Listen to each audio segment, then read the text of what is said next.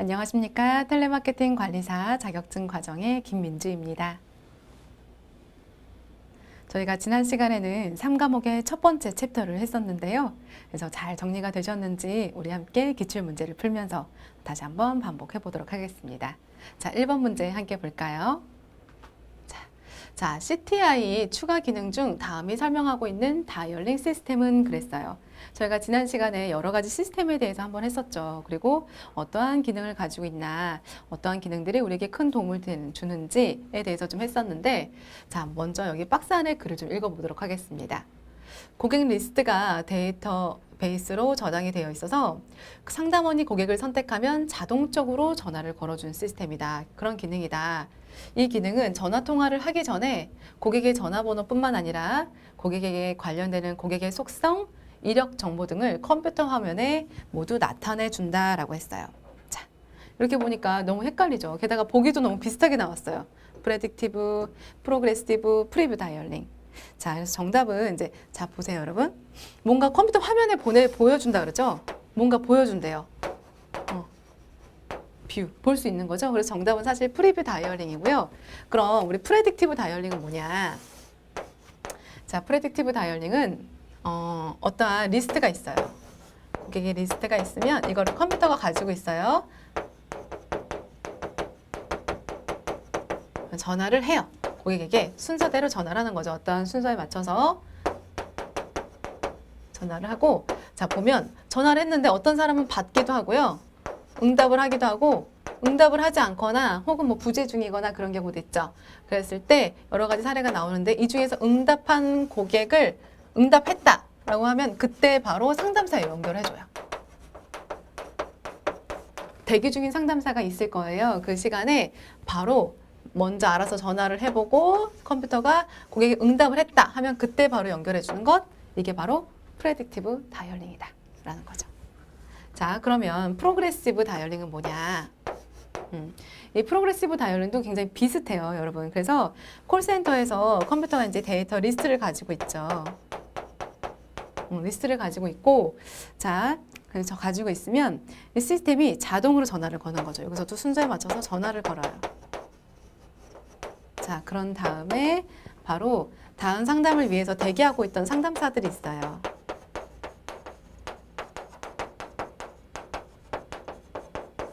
그때 바로 연결되는 거 프로그레시브 다이얼이다.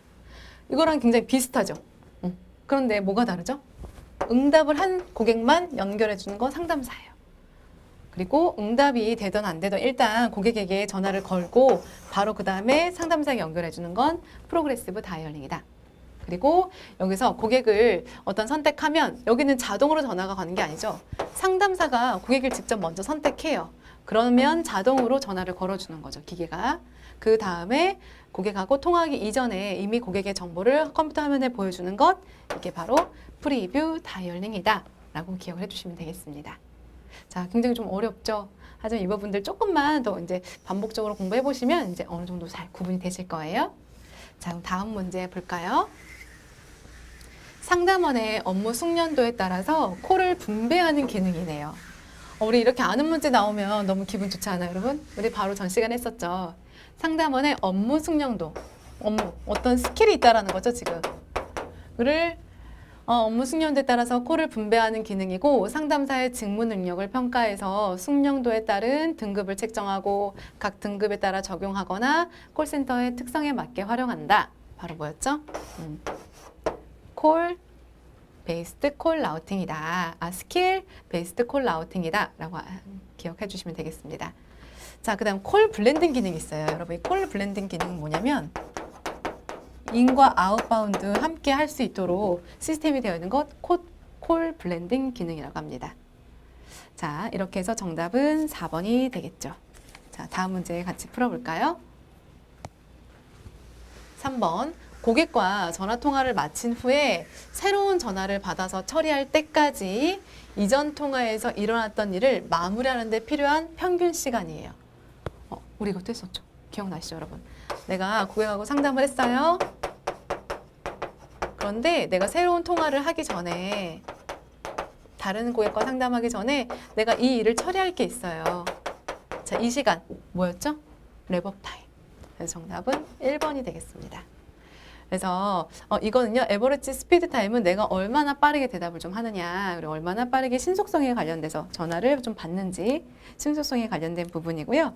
그리고 에버리지 토크 타임은 내가 한 사람의 고객을 맞을 때 한 평균 몇 분 정도 혹은 몇 초 정도 통화를 하느냐, 평균 통화 시간이라고 생각하시면 되겠습니다. 그래서 정답은 1번이 되겠죠. 다음 4번 문제 읽어볼까요? 텔레마케팅 운영 방법 중에 일반적으로 자체 운영 방식이 대행 운영 방식보다 더 비효율적인 경우를 물었어요. 그렇죠? 그러면 우리가 콜센터를 운영할 때 수행 주체에 따라서 인하우스가 있었죠. 이게 바로 자체 운영 그리고 대행 운영이 있었죠. 이렇게 두 가지로 나뉘는데, 자, 그러면 여기서 자, 이 두 가지 방식 중에서 자체 운영 방식이 대행 운영 방식보다 더 비효율적인 걸 물었어요. 그렇죠? 자, 첫 번째 볼까요? 고객 정보 DB의 외부 유출 방지가 요구될 경우에는 당연히 인하우스, 자체 운영 방식이 더 낫겠죠. 너무나 불편하고 혹은 이제 외부 유출로 방지가 됐을 경우에 너무 큰 위험이 있을 때는 자체적으로 가지고 있는 게 좋습니다. 두 번째, 텔레마케팅 교육 혹은 경험이 이미 축적되어 있을 경우에 따로 아웃소싱할 필요가 없겠죠. 그렇죠? 3번, 짧은 기간 집중적으로 고객과 통화해야 될 경우에는 어때요? 차라리 구성하지 말고 그때는 대행사를 이용하는 것이 좋겠죠. 4번, 새로운 고객이나 시장의 기술적인 상품을 아웃반딩 해야 되는 경우 이때는 인바운드를 하는 것이 좋습니다, 여러분. 인하우스로 자체 내에서 처리하는 게 굉장히 좋습니다. 왜냐하면 이 부분도 마찬가지로 새로운 시장에 어떤 기술적인 상품을 판매한다는 건 무언가 혁신적인 제품이죠. 어떤 보안도 굉장히 중요해요. 그렇기 때문에 인하우스로 운영하는 것이 좋다. 그래서 정답은 3번이 되겠죠.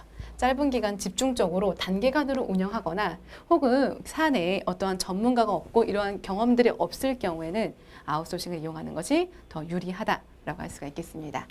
자, 그럼 다음 문제 해볼까요? 고객의 전화가 상담사에게 연결되는 동시에, 그러니까 인바운드 상황인 거죠, 여러분. 그렇게 연결되는 동시에 상담사의 컴퓨터 화면에 고객의 정보가 나타나는 것은 그랬어요. 자, 고객의 정보가 나타난다. 무언가 뜬다라는 거죠. 여러분 팝업을 기억하셔야 된다 그랬죠? 정답은 스크린 팝. 상담사의 화면에 이 고객이 전화했는데 어떤 고객의 정보를 다 그대로 드러내는 것, 이게 바로 스크린 팝이라고 할 수가 있겠습니다. 자, 그럼 다음 문제 한번 볼까요? 텔레마케팅의 특성에 대한 설명으로 옳지 않은 것은 그랬어요. 자, 1번, 공중통신망을 이용한 소극적인 마케팅이다. 여러분, 우리 텔레마케팅이 소극적인 마케팅인가요? 그렇지 않죠. 굉장히 공격적이고요. 능동적이죠. 그래서 소극적인 텔레마케팅, 소극적인 마케팅이라는 말은 옳지 않습니다. 두 번째, 그럼 데이터베이스 마케팅 중심으로 수행한다. 그렇죠. 어떤 리스트를 가지고 그리고 철저히 준비된, 업데이트된 고객의 데이터베이스를 기반으로 한다. 세 번째, 시스템과 유기적으로 결합해야 된다. 그리고 네 번째, 고객의 LTV, 이거 뭐죠? 평생 고객 가치. 네, 이것들을 존중하고 이것들을 좀 높일 수 있는 방법, 그리고 이게 이러한 가치가 높은 고객과 장기간으로 유지할 수 있는 부분에 대해서 마케팅 전략을 짜야 된다. 그래서 정답은 1번이 되겠습니다. 자, 다음 문제 볼까요? 7번. 텔레마케팅 활용 분야 중에서 아웃바운드 텔레마케팅에 해당되는 것은 그랬어요. 우리 이런 문제 사실 지난 1과목에서 1차시, 2차시 굉장히 많이 풀었죠. 사실 이런 문제는 3과목에서도 나오고요. 4과목에서도 나와요, 여러분. 굉장히 중복이 된다라고 알고 두시면 좋을 것 같고, 이렇게 중복되는 이유가 있겠죠. 어느 정도 기본적으로 텔레마케팅에 대해서 안다면 이 부분이 굉장히 너무나 중요하기 때문에 반복적으로 나온다라고 알고 계시면 되겠습니다. 자, 아웃바운드라고 했죠. 아웃바운드는 기업 주도형이고 업체 주도형이에요. 그렇죠? 공격적이고 수익 지향적이다. 무언가를 보통 많이 판매하고 홍보하는 일을 많이 하죠. 그래서 정답은 1번이 되겠습니다. 상품 판매는 아웃바운드에서 많이 진행을 하죠. 고객 불만을 접수하거나 AR 혹은 AS 접수 혹은 전화번호를 안내하는 것은 아웃바운드가 아니라 인바운드 텔레마케터들이 주로 많이 활동하는 분야인 거죠. 자, 그럼 8번 문제 볼까요? 회원 가입 그리고 캠페인 어떤 이벤트 등을 실시할 때 사전에 보내진 메일을 수신한 고객에게 전화를 해서 개봉이나 촉진 혹은 반응 효과를 향상시키기 위해 실시하는 것은 그랬어요. 이것도 우리 지난 시간에 그대로 했었죠. 기억나시나요, 여러분? 자, 이게 바로 뭐다? 프리콜이다. 자, 우리 콜드콜 잠깐만 볼까요? 콜드콜들 지난 시간 했었는데요. 자, 콜드 굉장히 춥다란 뜻이죠. 어때요? 한 번도 기존에 거래가 없었던 혹은 접촉이 없었던 고객에게 전화해서 상품이나 서비스를 판매하는 것, 그런 콜을 우리는 콜드콜이라고 한다. 기억나시죠, 여러분? 그래서 일단 8번에 대한 정답은 프리콜 1번이 되겠습니다. 자, 우리 그럼 9번 문제 볼까요? 인바운드 콜센터의 그 인입콜 데이터 산정 기준에 관련된 부분이에요. 우리가 인바운드 같은 경우는 굉장히 수요를 정확하게 예측하고 효과적인 그리고 탄력적인 인력 구성이 굉장히 중요하다라고 늘 이야기를 했었습니다. 그렇기 때문에 인입콜 데이터를 산정할 때 그 기준에 대한 부분인데요. 1번 퍼펙트 콜 수를 기준으로 산정한다. 2번 인입되는 모든 콜은 동일한 기준과 방법으로만 선정하며 시간, 요인별 특성을 감안하지 않는다. 3번 상담사의 결근, 휴식, 식사, 개인적인 부재 등의 부재성을 배제한 상태에서 산정된 데이터를 기준으로 한다. 4번 먼저 걸려온 전화가 먼저 처리되는 순서를 준수해서 보다 정확하고 객관적으로 산정하도록 한다. 자, 이러한 기능을 해준 시스템이 있죠. 먼저 걸려온 전화가 대기 중인 상담사에게 전화가 꽂히도록 분배되도록 하는 시스템, 균등하게 연결해주는 시스템, ACD. 기억나시죠? 그래서 정답은 여러분 2번입니다. 자, 보세요. 인입되는 모든 콜은 동일한 기준과 방법으로만 선정을 한다. 그리고 게다가 시간별, 요인별 특성은 감안하지 않는다. 우리가 이런 인입콜 데이터를 산정하는 이유는요, 효과적인 어떤 수요를 예측하기 위해서죠. 그렇죠? 수요를 예측하고 탄력적인 인력 구성을 위한 건데,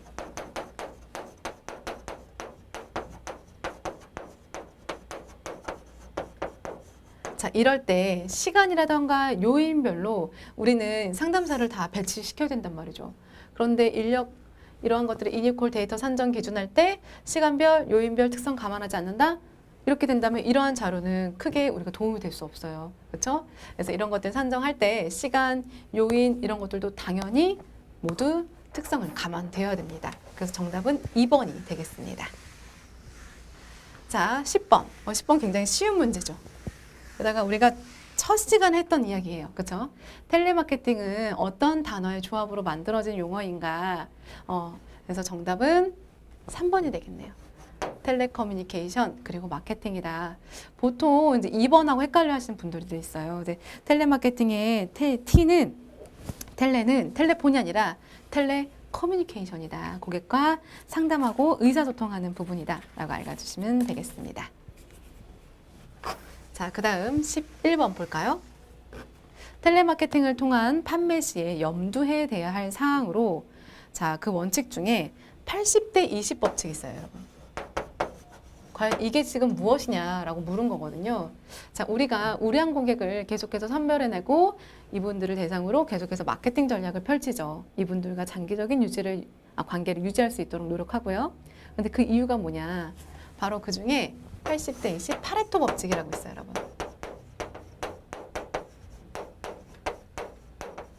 사실 이 파레토 법칙은 이제 이탈리아 경제학자 파레토가 만들어낸 이제 그런 연구인데요. 이러한 80대 20, 예를 들어서 100명의 고객이 있다면 이 80명, 대다수의 80명보다 20명의 이런 소수가 더 매출에 많이 일으킨다라는 거죠. 매출의 80%를 이 20%가 일으킨다라는 겁니다. 그렇기 때문에 이 20, 소수이지만 어때요? 우량 고객이죠. 우수 고객이고요. 이러한 우수 고객에게 더 집중을 해야 된다. 그래서 정답은 1번입니다. 20%의 고객이 80%의 수익을 창출한다. 이것이 바로 파레토 법칙이다. 그래서 여러분 이러한 실험이 이러한 식으로 필기 시험에 출제가 되기도 하고요. 실기 시험으로 출제가 되기도 해요. 그래서 80대 20 파레토 법칙에 대해서 설명해봐라. 이런 식으로 나오기도 해요. 그랬을 때 그대로 쓰면 되겠죠. 20%의 고객이 80%의 수익을 창출한다는 의미이다. 이런 겁니다. 자, 그러면 반대적으로 이런 것도 있어요, 사실은. 자, 이게 바로 파레토 법칙이라면 롱테일 법칙도 있어요. 자, 롱, 뭔가 길다는 거죠. 테일, 꼬리가 길다. 그래서 롱테일 법칙인데 이 롱테일 법칙과 파레토 법칙이 서로 반대되는 개념입니다. 이건 뭐냐면 이 80과 20에 있을 때 이러한 소수, 이러한 튀는 소수보다 이러한 평균적인 다수, 이 다수가 더 뛰어난 가치를 창출한다. 결국엔 이 뛰어난 이 다수가 결국엔 더 뛰어난 가치를 창출한다라는 거죠. 그래서 파레토 법칙에서는 이 20, 소수 20, 우량 고객에게 더 집중하고 있다면 롱테일 법칙은 다수에 대해서 더 우수성을 강조하고 있다. 근데 시험에서 뭐가 나온다? 파레토 법칙이 나온다. 그래서 여러분들은 파레토 법칙을 꼭 기억해 두시고 이렇게 작성할 수 있으셨으면 좋겠습니다. 자, 그럼 12번 볼까요?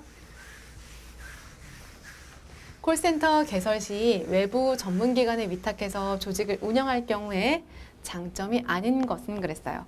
외부 조직에 운영한다, 외부 조직에 어떤 의뢰한다라는 건 이제 아웃소싱으로 이행을 한다는 거죠. 1번 초기 투자 비용이 적게 든다. 2번 고객 정보 보안이 용이하다. 3번 최신의 효과적인 기술을 제공받을 수 있다. 4번 전문 업체인 경우 외국어 등의 다양한 유형의 콜을 처리할 수 있다. 정답은 2번이죠. 자, 고객 정보 보안이 용이하지 않기 때문에 고객의 정보라던가 혹은 신제품이라던가 어떤 혁신 제품 이런 부분들은 어떻게 한다? 인하우스 자체 내에서 콜센터를 운영하고 처리하는 것이 훨씬 큰 도움이 된다라고 할 수가 있겠습니다. 자, 13번 같이 볼까요? 고객의 불편사항 그리고 주문 접수 등을 수행하는 콜센터 형태로 가장 적합한 것은 그랬어요. 너무 쉽죠, 여러분. 이제는 고객의 불편사항, 주문 접수 어때요? 이것들 때문에 우리가 고객에게 직접 전화하나요? 그렇지 않죠. 이것들 문제로 고객들이 직접 전화를 하죠. 그래서 정답은 1번 인바운드 콜센터가 되겠습니다. 자, 14번 문제 볼까요? 자, 이번에도 마찬가지로 텔레마케팅에 관련된 부분이에요. 그래서 텔레마케팅에 대한 설명으로 가장 적절한 것은 그랬어요. 자, 1번 텔레폰과 마케팅의 결합어이다. 그런가요? 텔레폰이 아니라 뭐였죠, 여러분? 텔레커뮤니케이션.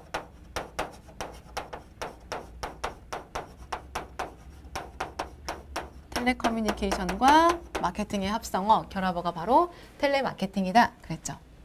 두 번째, 무작위 고객 데이터베이스를 사용한다. 자, 우리가 무작위로 사용하나요? 무작위로 사용하는 것 혹은 무작위로 아무에게나 전화하는 것, 아무 상품이나 판매하는 건 일반 전화 판매라고 했었죠.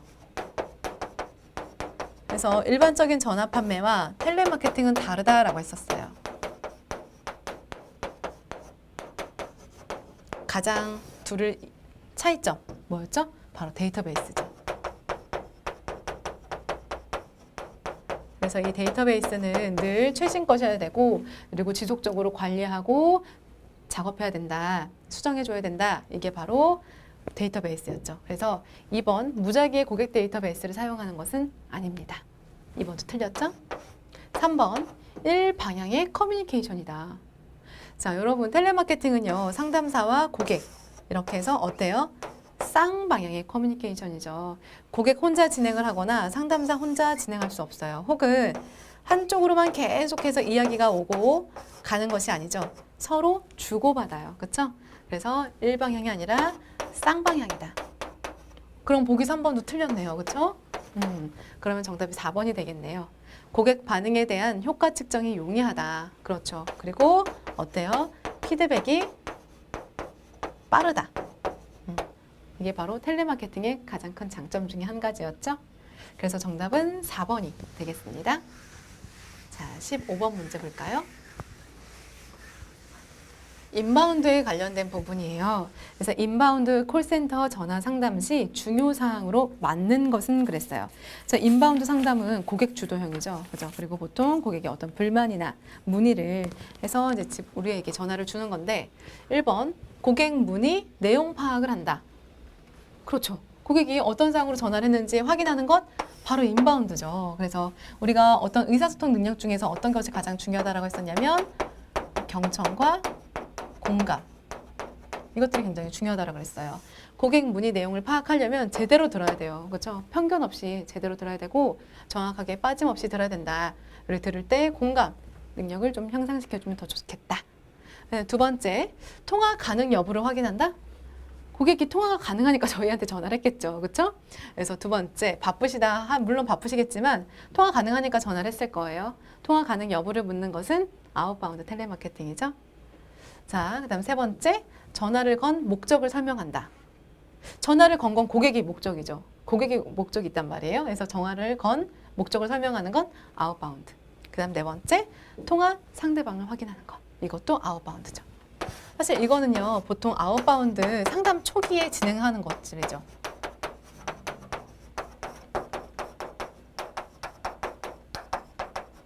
자, 여러분 여기서 우리가 잠깐 하나 다룰 개념이 저희가 이제 지금 우리는 물론 1차 필기를 준비하고 있잖아요. 그다음 2차 실기에 시험을 보는데 그 중에서 이제 필답형이 있고 작업형이 있죠.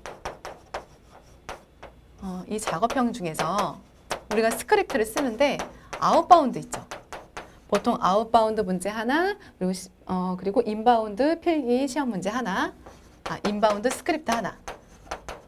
이런 식으로 나오는데 이 아웃바운드에서 그럼 상담 초기에 정말 이것들을 다 진행하느냐, 이러한 대로 이 순서대로 스크립트를 작성했느냐에 따라서 점수가 매겨져요, 여러분. 그래서 만약에 여러분들이 그 2차 실기시험의 작업시험에서 아웃바운드 스크립트가 나왔다. 그리고 아웃바운드 스크립트 빈칸이 내가 써야 될 부분이 상담 초기 부분이다. 그랬으면 이 세 가지를 꼭 모두 지켰는지 한번 봐주시는 게 굉장히 중요합니다. 그래서 아웃바운드 전화를 했어요. 그럼 맨 처음에 뭐라고 얘기를 하죠? 일단 내 소개를 해야겠죠? 그래서 내 소개를 먼저 하죠. 내 소개, 그리고 첫인상. 안녕하세요. 누구 어디에 누구누구입니다. 그 다음에 뭐라고 하나요? 고객님, 제가 이런 목적으로 전화를 드렸는데, 실례지만 누구누구 맞으십니까? 통화 상대방을 확인하는 거예요. 우리는 고객의 리스트를 가지고 있어요. 그렇죠? 그래서 그 누구에게 전화했는지 우리는 이미 알고 있어요. 그리고 누구한테 전화를 해야 이 판매율이 높다는 것도 알고 있기 때문에 통화 상대방을 먼저 확인하는 겁니다. 확인. 그래서 네, 저 맞아요 라고 하면 상담을 진행하는 거고, 저 아니에요. 혹은 죄송한데 저희 아빠가 이 번호 저희 아빠 번호고요. 제 아빠가 잠깐 어디 가셨어요 라던가, 혹은 저희 엄마 번호인데요. 혹은 저희 가족 번호인데요. 지금 잠깐 부재 중이세요. 그래서 제가 대신 받았어요 라고 얘기를 하면, 그러면 혹시 제가 언제쯤 전화 드려야 통화 가능하실까요? 통화 가능 여부를 다시 한번 확인하는 겁니다. 그래서 통화 상대방을 확인했는데 본인이 맞대요. 그러면 그때 바로 뭐라 해야 하냐? 전화 건 목적을 설명하고요. 그 다음에 통화가 가능한지, 가능 여부를 확인하는 것. 이 순서대로 스크립트가 잘 작성이 되었느냐. 이 부분이 바로 이 작업형에서 여러분들을 채점하는 기준이 됩니다. 그래서 이 부분을 말씀드렸고요. 그래서 사실 저희가 첫 시간에 이야기를 했었죠. 필기시험, 물론 지금 과정은 필기 과정이긴 하지만 필기시험과 실기시험을 따로 시험 준비하지 말자. 그래서 우리가 이것들을 한꺼번에 준비하는 게 여러분들에게도 좋고 어떤 개념을 정리할 때 훨씬 편하실 거예요. 그래서 이런 것들 작업형에 꼭 도움이 되니까 한번 참고해 주시면 좋겠습니다. 자, 그 다음 우리 마지막 문제 한번 볼까요? 16번. 콜센터를 운영할 때 고려해야 할 사항으로 틀린 것은 그랬어요. 자, 우리가 콜센터를 운영할 때, 직접 운영할 때 필요한 부분들인 거죠.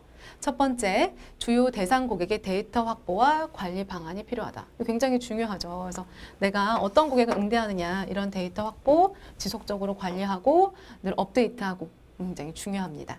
두 번째, 직원 채용 방법, 그리고 관리 방안 마련이 필요하다. 사실 콜센터에서 가장 중요한 건 뭐였죠, 여러분? 직원.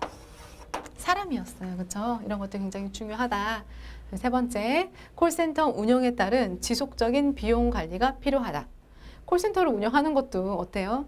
어쨌든 우리는 어떤 매출을 위해서 근무를 하는 거죠. 그래서 어떠한 기업을 운영하는 거죠. 콜센터도 마찬가지로. 그렇기 때문에 지속적으로 비용 관리가 필요하다. 그래서 만약에 혹시라도 줄일 수 있는 비용이 있다거나 혹은 필요 없는 어떤 부분에서 계속 비용이 창출되고 있다면 이 부분들은 좀 빠르게 회수해서 다시 한번 다른 부분으로 사용되는 게 좋겠죠.